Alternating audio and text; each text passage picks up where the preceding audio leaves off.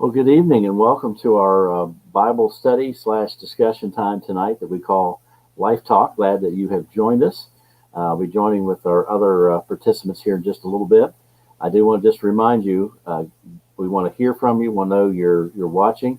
Thank you, Mylan, for joining in. You're the first comment we get in. Make a comment if you're watching on social media. We're going to have some questions, discussions. We want to bring your discussions, your comments, your questions right in with everybody else. So tonight we continue our study that we've entitled Wintertime Blues, and just helping you with the emotions and that sort of thing. And we picked a particular topic tonight. And let me just take a moment and say this: if you if you'd like to get a study guide that looks like this, you can get it two ways. You can go to our website, calvarywb.com, and click on the news section. In the news section, you'll see the link looks like this for Wintertime Blues, and then just scroll down. This is session 3. If you're watching on Facebook, you could just scroll down to the promo video that Adam recorded for us, and there's a link to the study guide in the comments right below. So, okay, let's get started. Let's bring everybody in here, and I am looking forward to getting started. So here we go. Hi, Joe. How are you? Hi, Kayla. I'm doing great, Jess. How are you doing this evening? Right. Hi, Lisa. Hello. Yeah. Hope you're all having a great day. And Yeah. are you ready to get started tonight? So ready. Okay, Yep, we're ready. Kayla's going to be our kind of lead us through the discussion. She's kind of the ringmaster. Okay, so we'll give her the top. We'll give her the top hat and keep us all in the circus ring. So, Hey, Patsy, good to see you. Oh, well, it's a tough job, but someone's got to do it. So I'm ready. And again, like I said, the past 2 weeks, really looking forward to tonight's discussion. Like, these emotions that we've been talking about have just really hit home especially with me. And I'm hoping it's been the same with everyone else. But I'm really excited about this icebreaker question. I'm excited to hear everyone's answers to this.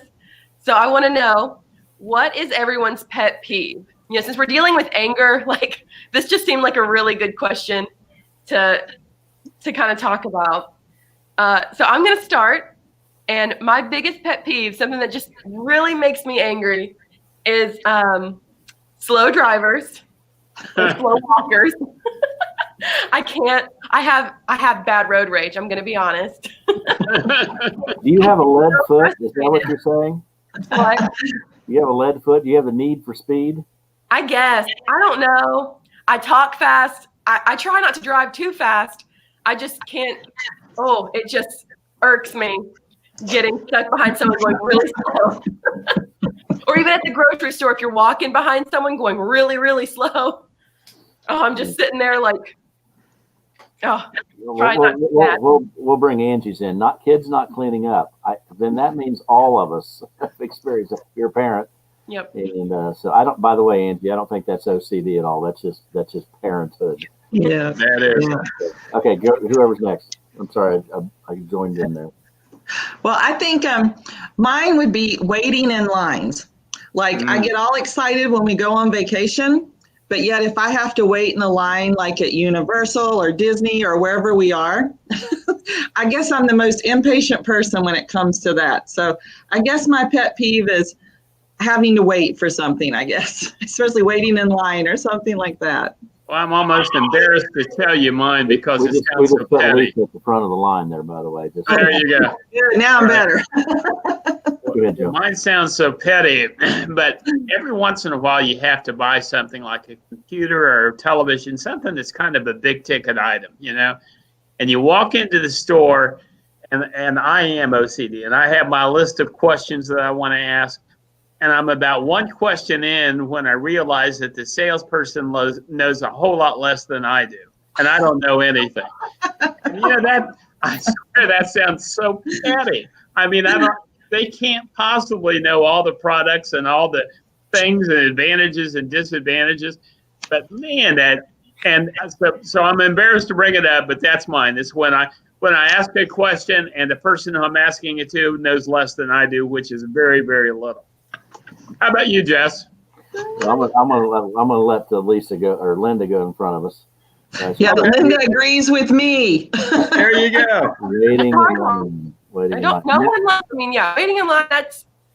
Yeah. And That's a now good one. lines are 6 times longer because we all have to have 6 feet between us in line. So Oh, lines just go on and on. My pet peeve is being asked what my pet peeve is.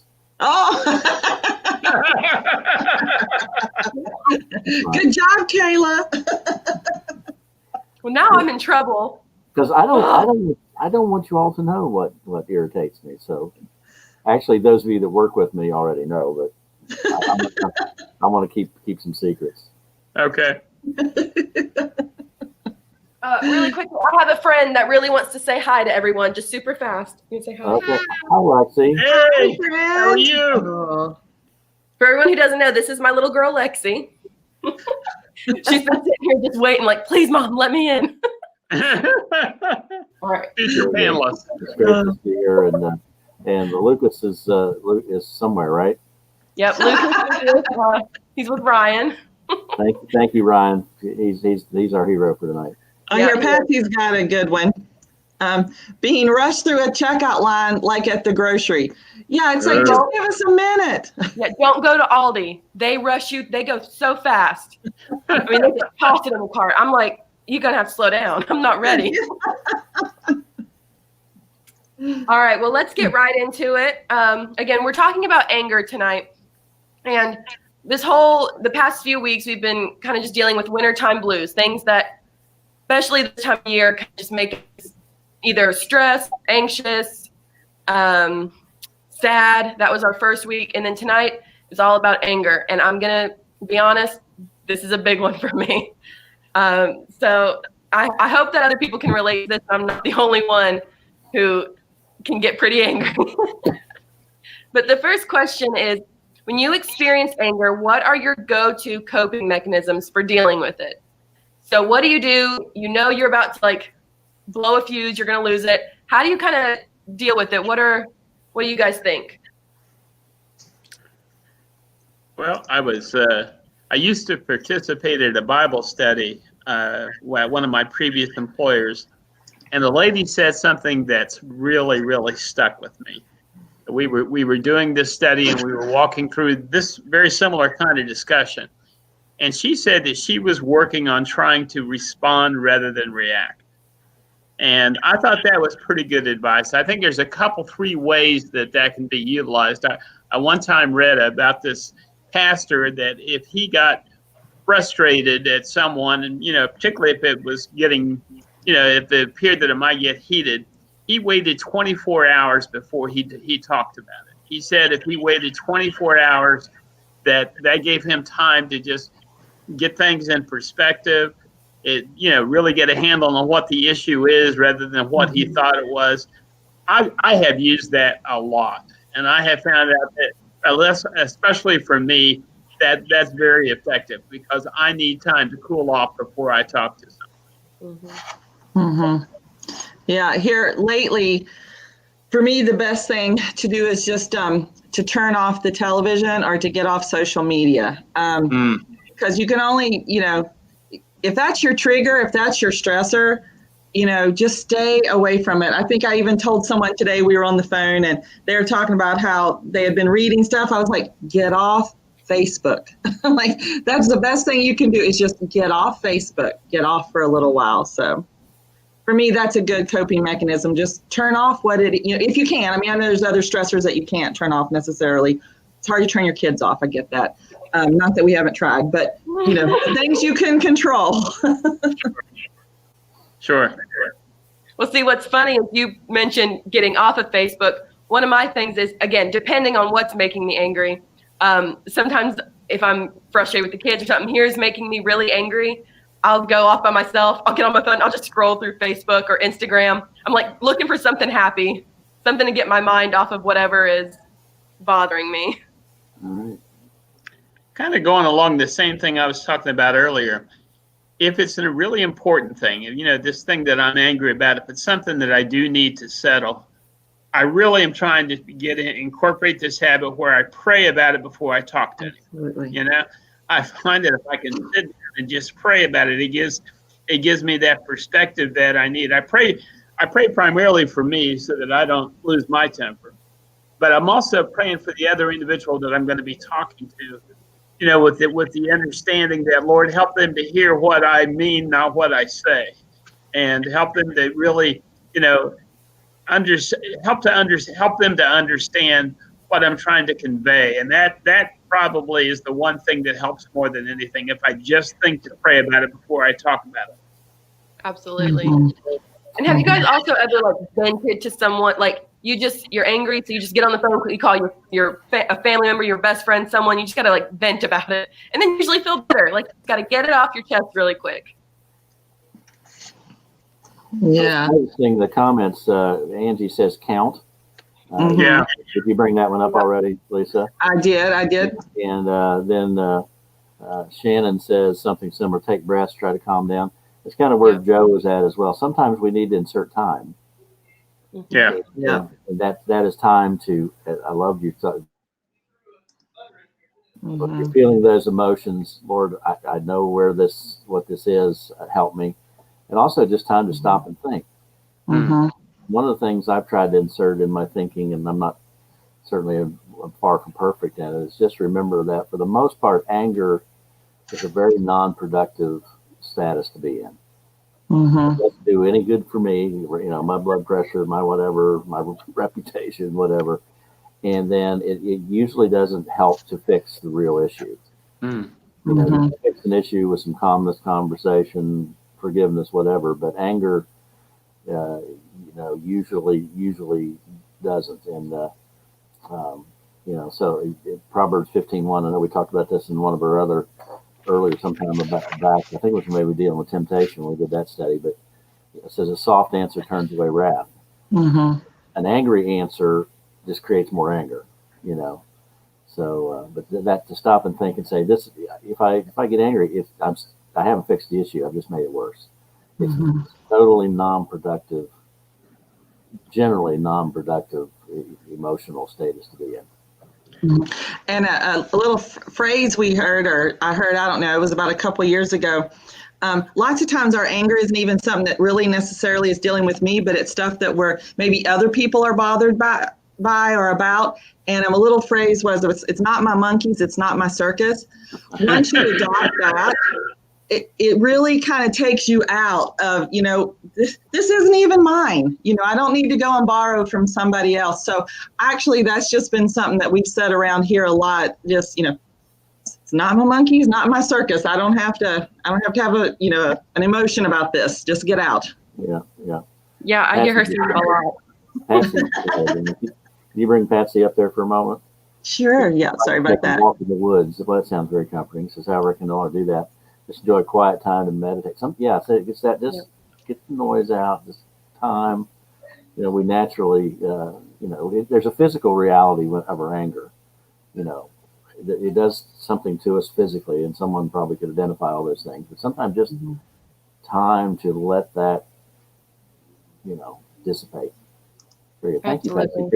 I appreciate all of you watching. We see numbers of who is watching. We don't know who is watching unless you put a comment in. If you're on Twitter or Facebook or YouTube, you can put a comment in. We'll see it right away. So thank you for doing that. So something that you're going to kind of notice with anger is that's usually not the only emotion you're going to be dealing with. A lot of times you're going to have other things along with it. And one of the things I found was this verse, it's Mark 3, verses 1 through 6. And this kind of also talks about that. This is how Jesus, some emotions he was feeling along with being angry. So I'll read that really quick. Like I said, it's Mark 3, 1 through 6. It says, another time Jesus went into the synagogue, and a man with a shriveled hand was there. Some of them were looking for a reason to accuse Jesus, so they watched him closely to see if he would heal him on the Sabbath. Jesus said to the man with the shriveled hand, stand up in front of everyone. Then Jesus asked them, which is lawful on the Sabbath, to do good or to do evil, to save life or to kill? But they remained silent. He looked around at them in anger and, deeply distressed at their stubborn hearts, said to the man, stretch out your hand. He stretched it out, and his hand was completely restored. Then the Pharisees went out and began to plot with the Herodians how they might kill Jesus. Right there, you see in verse which one is it? I'm sorry. Verse 5. Not only was Jesus angry, he was also distressed. There was, dealing with two different emotions right there. Yeah. Another reminder is that being angry is not a sin. Even Jesus got angry. We know that from this story. We know it in the temple when he's tossing over the tables. Like, we know that Jesus got angry, but he was able to do so without sin. Let's go into question 2. I want to hear everyone's thoughts on this. Can you identify other feelings that accompany and may lead you to become angry? Angie already has aggravation and frustration. Yes, absolutely. Yeah, I'll piggyback on that one, especially the frustration part. That would be common for me. I want to get somewhere on time. I want to get something done. I want to accomplish something. I want something to go well. And when I can't get to where I need to be, and that construct frustration, and then it's like, so, which again, non-productive. It doesn't help anything. And that frustration really needs to loop back around to say, okay, how can this situation be fixed? And a lot of times, hate to admit it, it was my lack of communicating what needed to be done when, and what I expected, or what I wanted, what I anticipated happening. So, that sort of thing. So for me, frustration would be a very common one. I think for me, there's a couple of things that can make me more, more easily angered. How's that? One of them is fatigue. If I'm tired, I can be grumpy in a heartbeat. Okay. And the other term that people are using more and more is hangry. If I'm hungry, right, I can get angry very easily. And so there's some that are physical in nature. I think lots of times too, I can get angry if I feel like I have not done everything that I wanted to do, as far as I didn't do it as well as I wanted to do it, or I didn't do enough. Basically, I look at myself and I feel like I've done something where I have failed, and so I can get angry about that. Which maybe, you look at the Pharisees and the Sadducees that were angry with Jesus. I think there's lots of reasons they were angry, but I think one of the reasons was that he was drawing the attention that they wanted. And so anyway, I think there are a variety of things, but certainly there's some physical elements, and there's also some psychological elements that can predispose me to be easily angered. Yep. Here's a good one that Patsy, grief has an element of anger. And, that is so true. Just how grief can make you feel angry at the loss when someone's not there anymore, or even maybe grief over something else that you've lost something. It can produce anger. I was asking my wife what she thought about this morning, and she said sometimes it's feeling that you haven't been heard.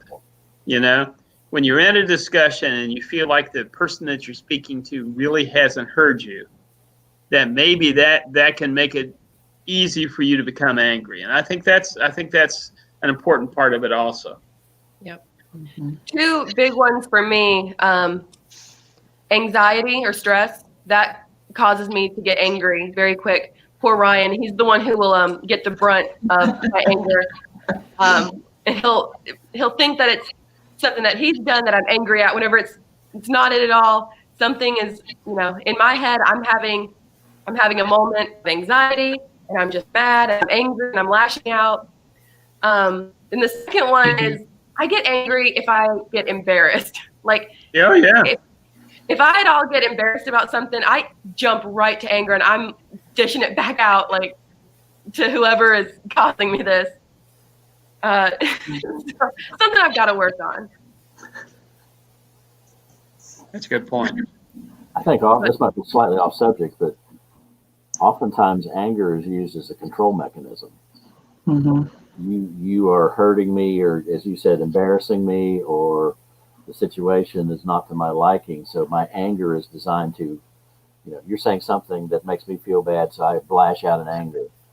It's that hostility or withdrawal thing, and in relationships, When we're feeling hurt or threatened, we either withdraw or we are ready to pounce. Yep. So, it's some of that.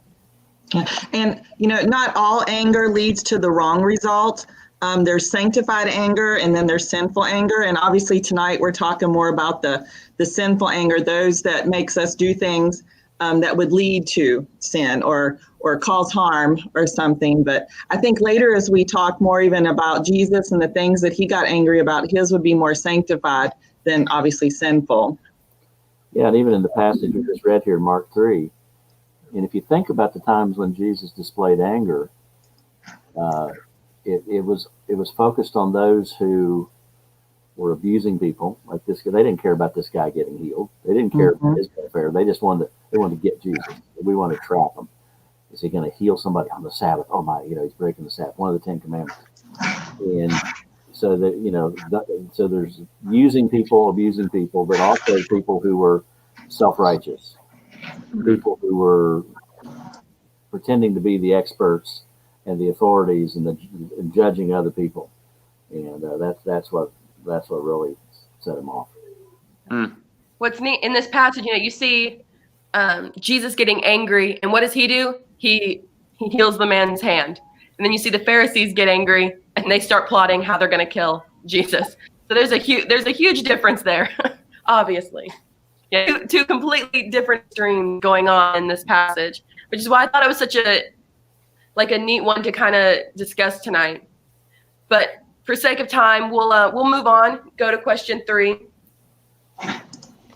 which if I can find my screen, there it is. Question 3 is, how can we be slow to become angry, and what consequences could we face if we let our anger overwhelm us? James 1:19 through 21. This is where we talk about being slow to anger. I'll read that one real quick. It says, "My dear brothers and sisters, take note of this. Everyone should be quick to listen, slow to speak, and slow to become angry, because human anger does not produce the righteousness that God desires. Therefore, get rid of all moral filth and the evil that is so prevalent, and humbly accept the word planted in you, which can save you." So, what do you guys think? How can we be slow to become angry? We'll start with that first part of the question. I'll jump in first. By the way, this kind of is the biblical basis of what I was saying about slow to anger. That inserting of time to think, time to pray. And as it goes on and says, the wrath of man does not produce the righteousness of God. It's non-productive, especially for God's purposes. That sort of thing. By the way, take this little trilogy here that he talks about. Swift to hear, slow to speak, slow to wrath. Oftentimes, quick to wrath and slow to hear. We just kind of have that exactly backwards. So, what and you got to love James. James is sort of described as the Proverbs of the New Testament. There's all these wise wisdom sayings. So, very, very good. Go ahead, Lisa. Oh, I was just going to say, in looking things up and kind of focusing on this today, I found 7 times that God says to be slow to anger. So I think with knowing that, be slow to anger, in youth group, in the side margin in one of my Bibles that I used to carry to youth group, it says not to be a rage bringer, but a peace giver. And I think you become a peace giver when you're slow to anger. And I think I had little things like that jotted in there. It was like, you can do that whenever you're quick to think before you speak instead of quick to react. And of course, if God says it 7 times, and there's probably more. Those are just the 7 that I found. There you go. I think too, at least for me, one of the things I need to do is that to be slow to anger is I need to start thinking about the other person's perspective. Lots of times I need to remind myself that I don't know everything about their situation. I don't know what stresses they're under. I don't know what things they have to be considering. There's lots of things about their situation that I have no clue of. And I do that, you're in this conversation and maybe things get a little bit more heated. And somehow you think you know all the answers, or I think I know all the answers. And that's just not true. So one of the things that I really want to do, and I really want to concentrate on is remembering that I can't possibly know everything that they're under right then. I don't know the stresses. I don't know the situations they're dealing with. So I want to be careful in those areas. I'm going to jump back in for just a moment and we'll let you guys answer. But I love this that we got here. I'm going to make sure I can read it. I agree with Pastor Jesse. I find myself getting angry. I always pray for God to put his hand on my shoulder to calm me. That's, when it says be quick to hear, I think you could apply that two ways here in James. I'm going to get the right reference. James 1:19. Two ways to apply it. Swift to hear the other person. Joe was kind of talking about perspective, and therefore part of that is quick to hear what God wants to say, and we invite conversation through prayer. Lord, help me here. Let me listen to you here, not my own situation. Yeah, for me, I was thinking, and again, it's a lot of stuff we've already all covered. Just take a moment, breathe. Everyone, they'll have that, you just count to 10 where you respond to do anything. But also, when it's appropriate and when you can, avoid the situations that are going to cause you already know ahead of time. If you start an argument on Facebook with someone, it's going to make you angry. The best just avoid it. So that's for me is anytime I know, like I'm going to have, like, there's going to be a trigger that's going to trigger my anger. If it's all possible, just avoid it. And then the second part of this question, though, is what are the consequences that we face if we let our anger overwhelm us? So I want to hear your all thoughts on that. One thing that can happen with me is if I get frustrated and if I get angry, I can say things that I'm going to regret. Say things that I really probably don't even mean, but say things that could be hurtful. Say things that might do permanent damage to a relationship, or at least considerable damage. So, I think one of the things that can happen for me is I can say things that are going to be harmful, and I don't even. It's almost like you can hear the words after they came out of your mouth, but you didn't think about them ahead of time. Or at least that can be the case for me. That's just being swift to speak rather than slow to speak. Right.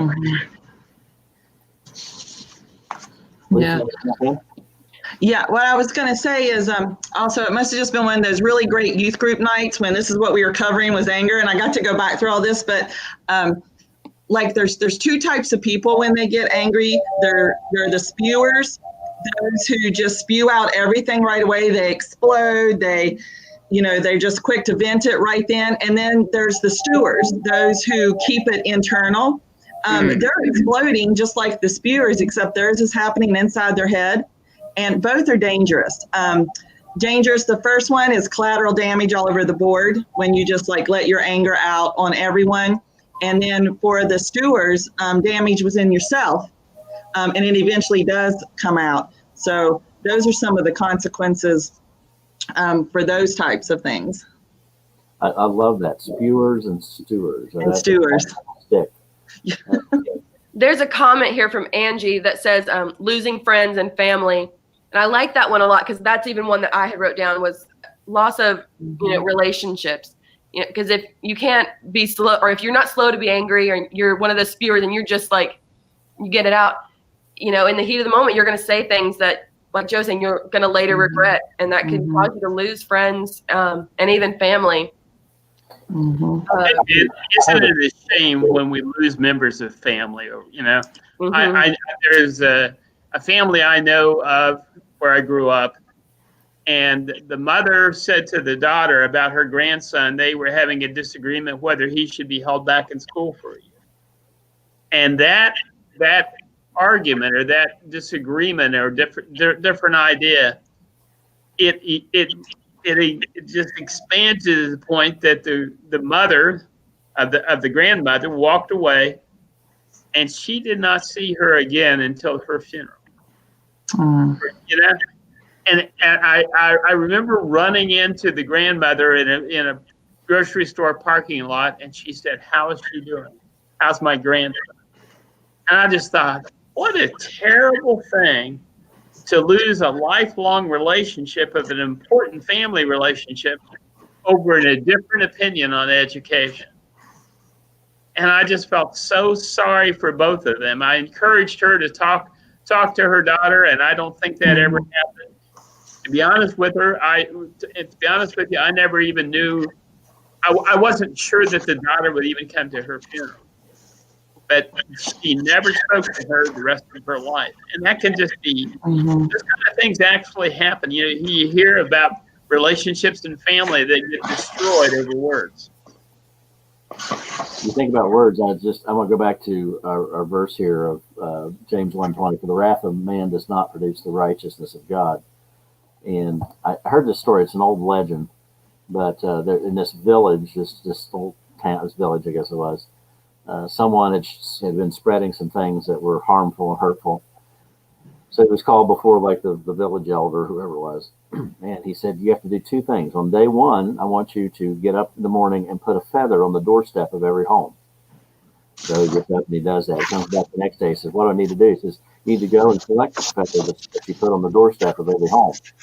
And he said, well, I can't do that. They've all scattered. They've spread.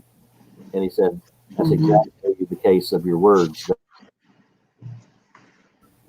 It's going to just keep going. Mm.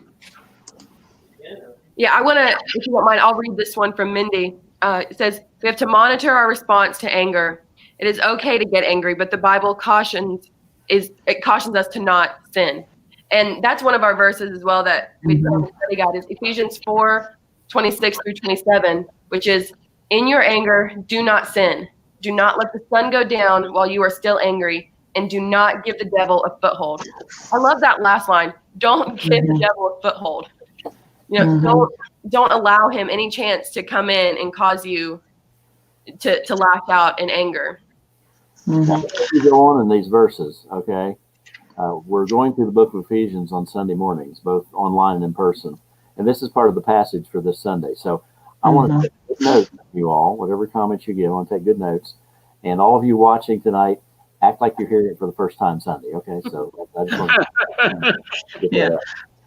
When I was looking at the verse and I was looking at the word foothold, I think it can mean like opportunity or location or a room. And this was just a little quote that I saw, and it says, don't give the devil a guest room in your heart, because if you don't bring your anger before God and check it, sin is crouching at your door and it desires to have you. And I just thought that was such a good thing to think about. I mean, don't give the devil that guest room in your heart. You know, don't let him like camp out there, because it's just going to breed more and more trouble. Yeah. More and more anger. He is sitting back waiting for the opportunity to hop into that guest room. He is, just ready to latch on and cause you to sin. It sounds like almost like, he spots anger and it's like, okay, now it's time to move. Now it's time to, now is my moment. This is the weak spot. I have the opportunity, I have the leverage, I have the inroad. Exactly. And when we succumb to that, we dishonor ourselves, we dishonor our family, our church, ultimately the kingdom, all because we succumb to those kinds of temptations. And that's just a terrible thing to give up for such a silly emotional response.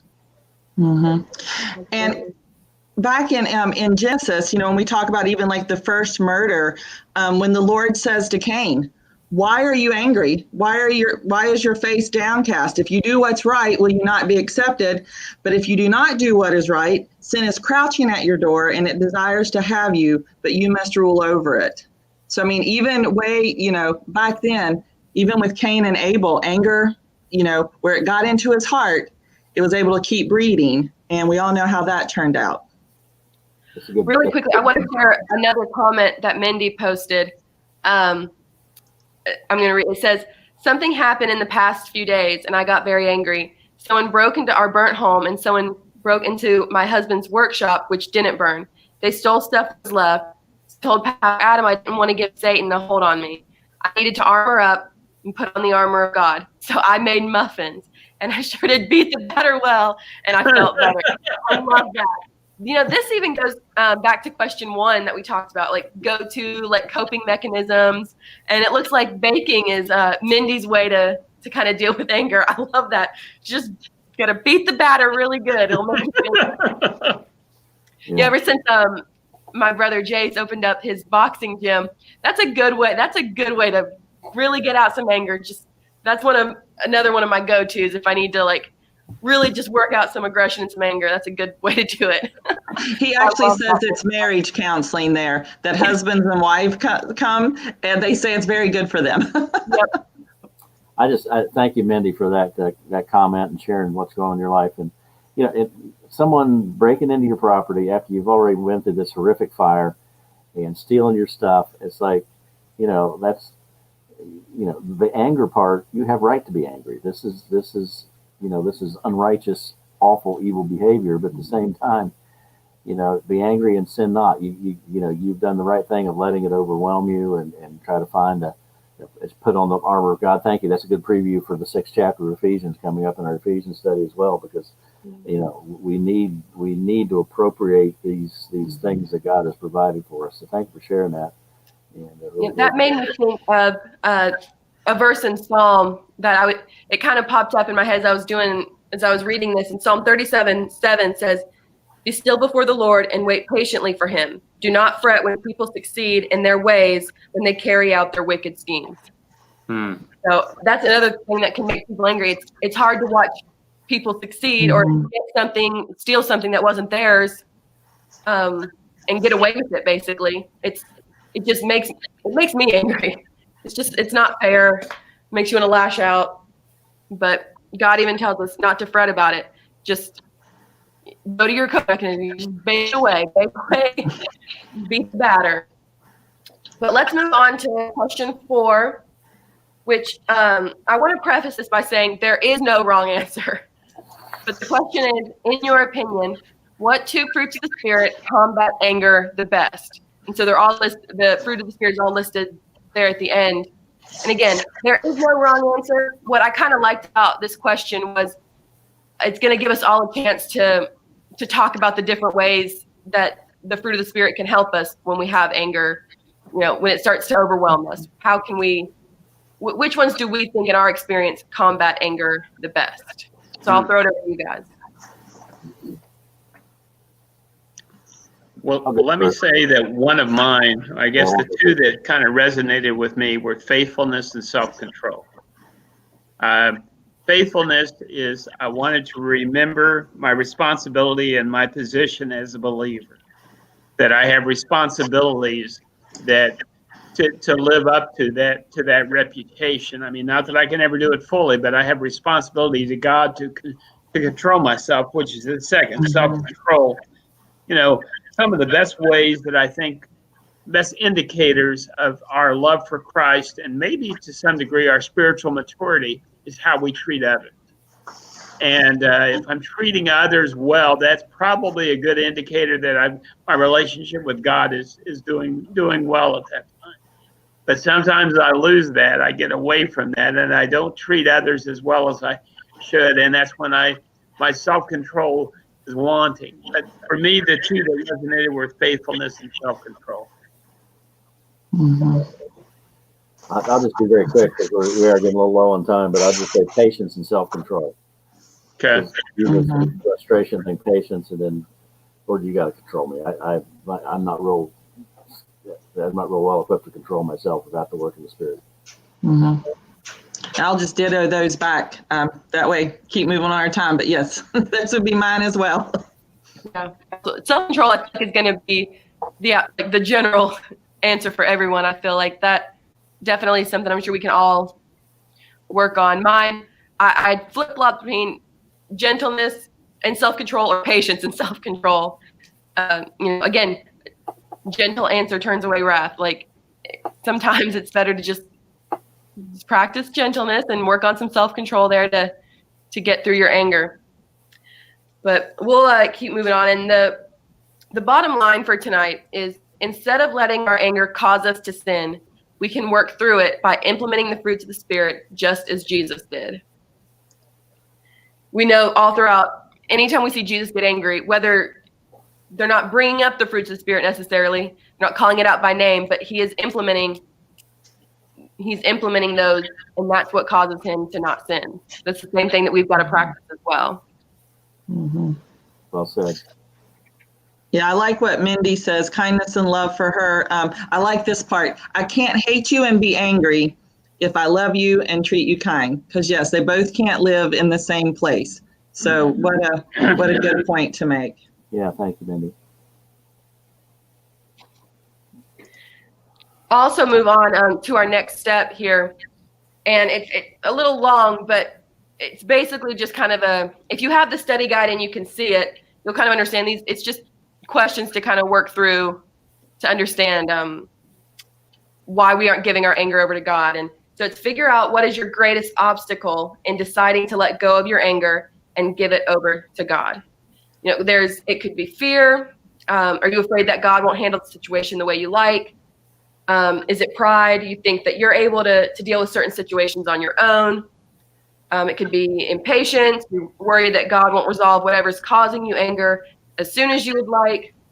It could be anything, really. There's tons of options. Those were just 3 that jumped out, especially to me. I thought of one that was hypocrisy. I don't want to admit that I was wrong. I don't want to Yeah, go back and apologize and make it right. Go ahead, Kayla. You're on a roll. Oh, well, I was finishing up. We're good. But just basically, this week, just take time, figure out what is causing us to maybe hold on to our anger instead of just letting God handle it. And I'm throwing this at me more than anything. Like, what is causing me to keep myself from just giving it to God and letting him handle it? But that about covers it for tonight. Yeah. Again, anger, this was a hard one for me because it was hitting me hard with each of these. This is one thing that I really do struggle with. Remind me, because I really have forgotten. I'm sorry, but what's our topic for next week? It's still in the Wintertime Blues series. I think it's depression. Yep. Okay. Mm-hmm. Yeah. That one we kind of gave it its own because there's so much to cover. Okay. In that. All right. Good deal. I guess we got one final comment there. You want to bring it up? Yeah. This is from Mindy. My greatest obstacle is me. No, it's me. I want to handle it. I want to. But God says, "Vengeance is His." We want to do it ourselves, and He is bigger and tougher. But yes, yeah. Again, it's what one of you said. I think maybe it's you, Lisa, was saying you got to give that over to God. Let Him do what He's going to do with it. Absolutely. Mm-hmm. There's a phrase in, I think it's Romans 12, that says, "Give room for God." Mm-hmm.